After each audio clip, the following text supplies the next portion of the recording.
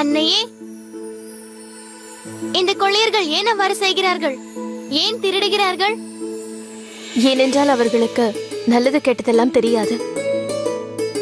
அவர்கள் கெட்டவர்கள் அல்லவா, அதனால் நல்லவர்களை தாக்குகிறார்கள். ஆனால் நீ கவலைப்படாதே, உன்னுடைய அப்பாவின் வீர வாளுக்கு முன்பு யாராலும் தப்பிக்க இயலாது.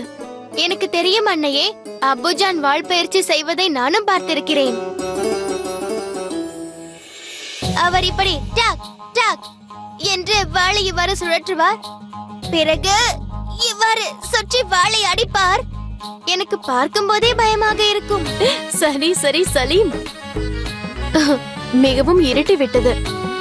நீ என்னோடு வா சலீம், நான் உன்னை உறங்க வைக்கிறேன். இல்லை அன்னையாரே, நான் இன்று உறங்க போவதில்லை. அது ஏன்?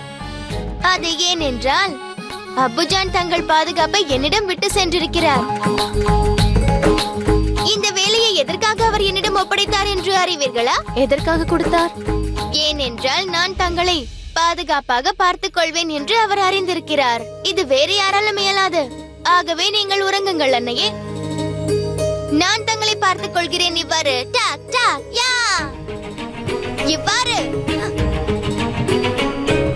பார்த்தீர்களா அன்னையே, நான் தான் எதிர்கால பாட்சா. யாரும் என் முன்பு ஏறெடுத்து பார்க்க முடியாது, யாரும் என்னுடன் வாக்குவாதம் செய்ய இயலாது. அதைத்தான் நான் பார்க்கிறேனே, உன்னை எதிர்க்க ஒரு கொள்ளையன் அல்ல, ஒரு கொள்ளை கூட்டமே வந்தாலும் உனக்கு எதிராக அவர்கள் தோற்று விடுவார்கள். அன்னையே, தாங்கள் எதற்காக சிரிக்கின்றீர்கள்? நான் ஷெஹன்ஷாவை விட பிரமாதமாக வாளை வீசுவேன். நீ ஷெஹன்ஷாவை விட நன்றாக வாழ் வீசுவாயா? ஆம், ஷெஹன்ஷாவை விட நன்றாக.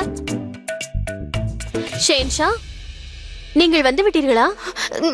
நான் என்ன கூறினேன் என்றால் ஷெஹன்ஷாவை விட நன்றாக யாராலும் வாழ் வீச முடியாது என்று. என்னாலும் முடியாது. அட, இங்க யாரும் இல்லையே. என்னாயிற்று சலீம்? பயந்து விட்டாயா? இல்லை இல்லை, எனக்கு என்ன பயம்? அது என்னவென்றால் அப்புஜான் சில நேரங்களில் நான் பேசுவதை கேட்டு விடுகிறார்.